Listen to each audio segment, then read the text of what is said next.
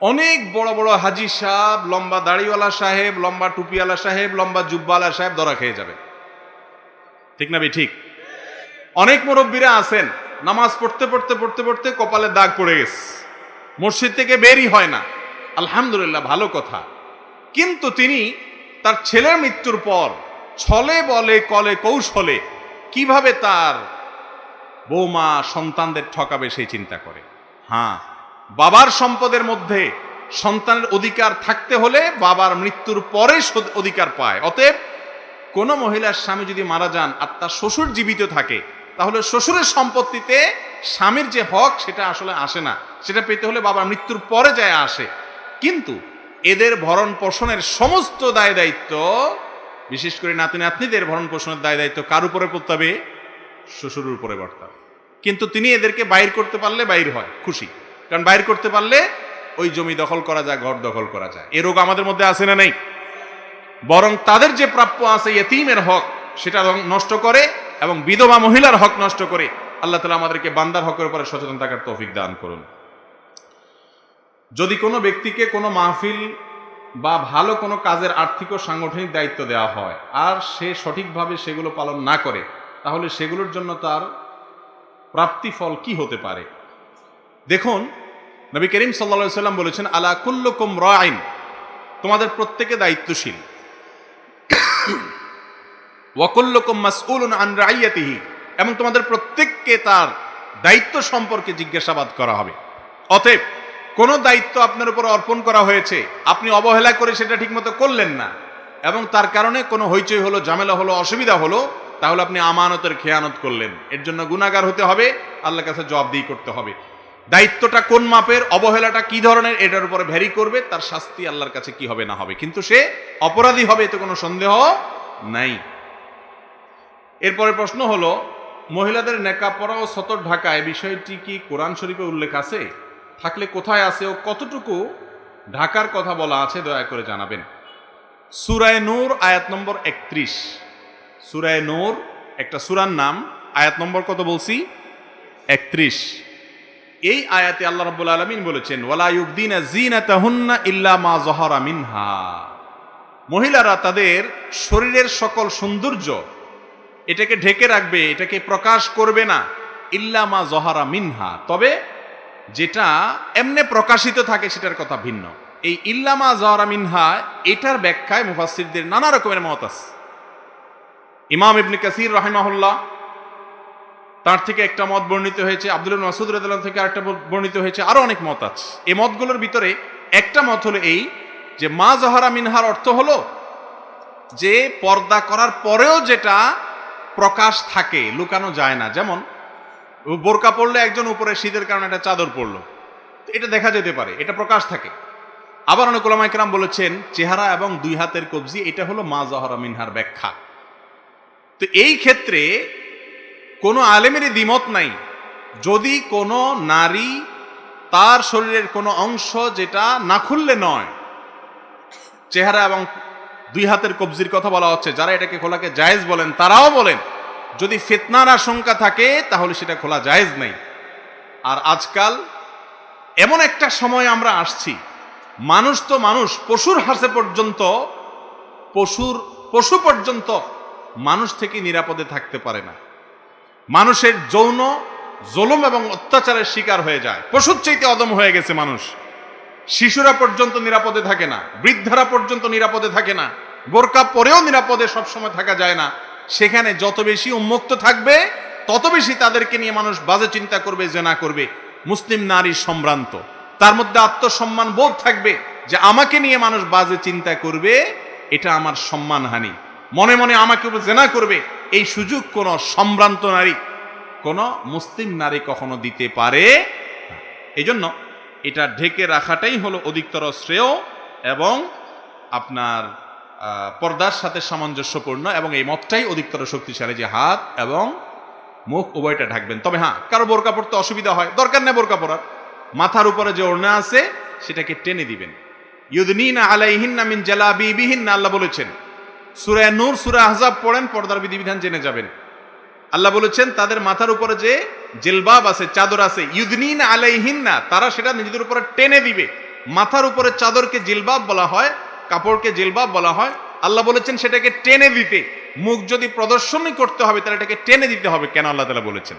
বোঝা গেছে যে এটা কি করা যাবে না, প্রকাশ করা যাবে না। তবে হ্যাঁ, এমন হতে পারে কেউ মাথার কাপড় টেনে ঘোমটা মতো দিলেন, পুরাপুরি ঢাকলেন না, এবং তিনি এমনভাবে চললেন যে কেউ তার দিকে খুব ভালো করে চেষ্টা করে দেখতে চাইলে দেখা ছাড়া সাধারণভাবে দেখার সুযোগ নেই।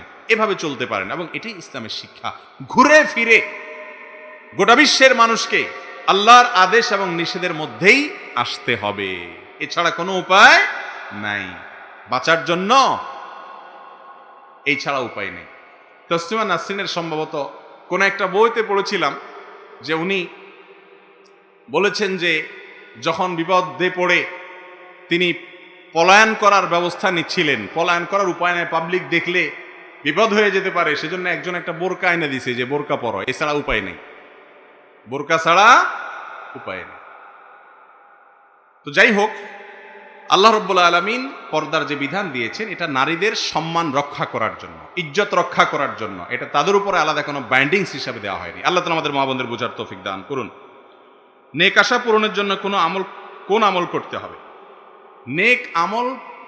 নেক আশা বা ভালো উদ্দেশ্য পূরণের জন্য সবচেয়ে কার্যকর উপায় হলো আল্লাহ রাব্বুল আলামিনের কাছে ইসমে আজম দিয়ে দোয়া করা। কি দিয়ে দোয়া করা? ইসমে আজম। ইসমে আজম কি, এ সম্পর্কে অনেক বর্ণনা আছে। একটা বর্ণনা এটাও আছে যে আল্লাহ এই শব্দটাই হলো ইসমে আজম, অতএব হে আল্লাহ এরকম বলে যদি কিছু দোয়া করে তাহলে কোন বর্ণনা মতে সে ইসমে আজম দিয়ে দোয়া করলো। আরো ইসমে আজমের বিভিন্ন ফরম্যাট আছে, বিষয়ে আমাদের একটা ভিডিওই আছে স্বতন্ত্র, এটা দেখতে পারেন। আর মনে রাখবেন, আগে সব জায়গায় বাঁধ দিয়ে নিবেন, এরপরে পানি ছিঁচলে আপনি মাছ পাওয়ার সম্ভাবনা আছে। হারাম খাইতে থাকবেন, 2 নম্বরে সব কাজ করতে থাকবেন, আর এদিকে ইসমে আজম দিয়ে হাঁক ডাক দিয়ে দোয়া করবেন। আন্না ইউস্তাজাবু লাহ, নবী করিম সাল্লাল্লাহু আলাইহি ওয়াসাল্লাম বলেছেন তার দোয়া কিভাবে কবুল হতে পারে? হওয়ার কোনো সুযোগ। এই জন্য হালাল উপার্জন থাকা, হারাম থেকে বেঁচে থাকা দোয়া কবুলের জন্য গুরুত্বপূর্ণ শর্ত।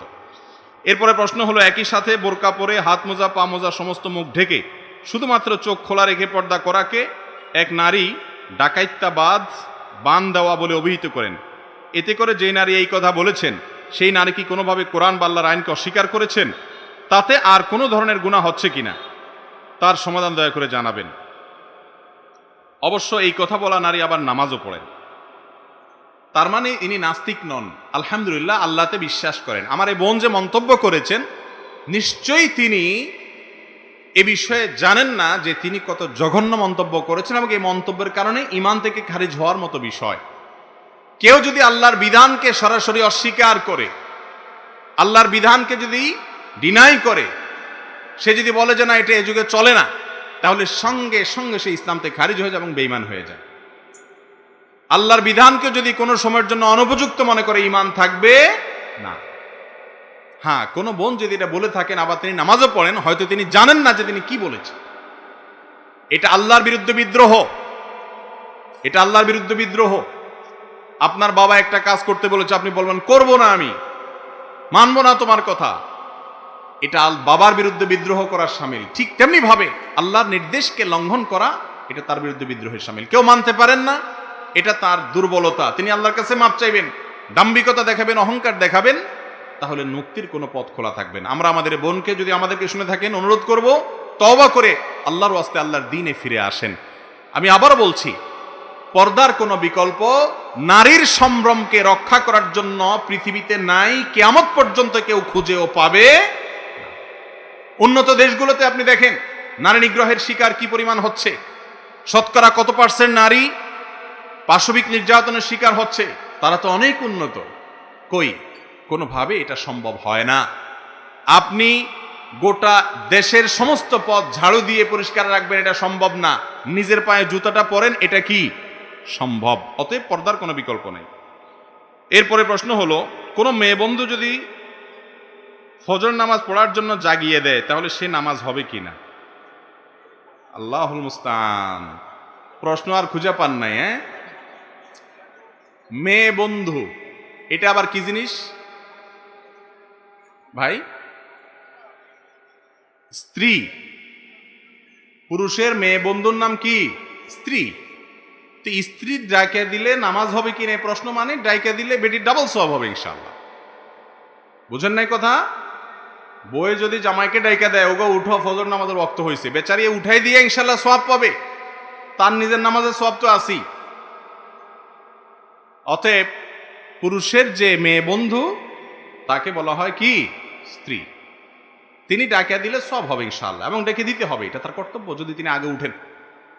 আবার ছেলে বন্ধু অর্থাৎ স্বামী, তিনি তার মেয়ে বন্ধু স্ত্রীকে কি করবেন? ডেকে দিবেন। একজন আরেকজনকে কি করতে হবে? ডেকে দিতে হবে। আপনারা সব মিটিমিটি করে হাসতেছেন যে মৌলবী বেকুব, কিচ্ছু বুঝে নেই। আমরা প্রশ্ন করলাম কি আর উত্তর দেয় কি না, এই জন্য মিটিমিটি করে হাসতেছে। আহা ভাইরে,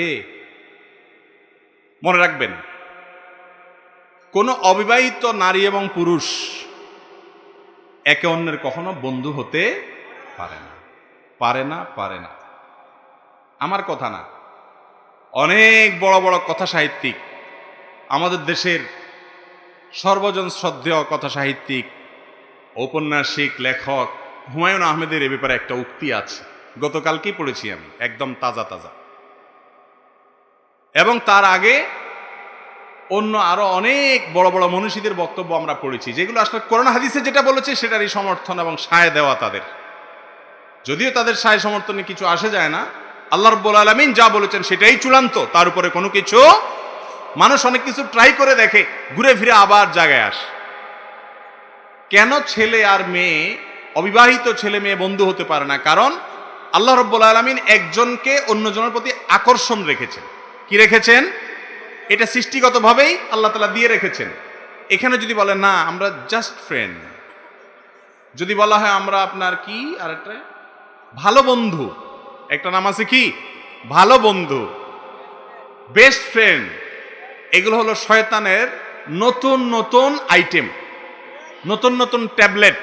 ইবলিস এটা আপনারা যদি গিলাইতে পারে, আপনি যদি এটা ধরে নেন, বিশ্বাস করে নেন, বুঝে নেন, হ্যাঁ ছেলে মেয়ে তো জাস্ট ফ্রেন্ড, আপনার কি বেস্ট ফ্রেন্ড, আপনার কি বলে এগুলা জিএফ বিএফ, আউযুবিল্লাহি মিনাশ শাইতানির রাজিম। আপনারা হাসছেন, সত্যি বলতে কি জানেন, ইবলিসের একটা বড় সফলতা হলো মুসলমানের সন্তানের কাছে হারামকে সহনীয় করে ফেলেছে।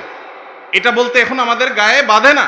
প্রশ্ন করতেছে ভদ্রলোক যে তার যার সাথে জেনার সম্পর্ক, হারাম সম্পর্ক, সে নামাজে ডেকে দিচ্ছে। আজকাল আবার নতুন শয়তান শুরু হয়েছে, দিনী বোন, দিনী ভাই, সম্পর্ক তলে তলে ইটিস পিটিস, আছে না নাই?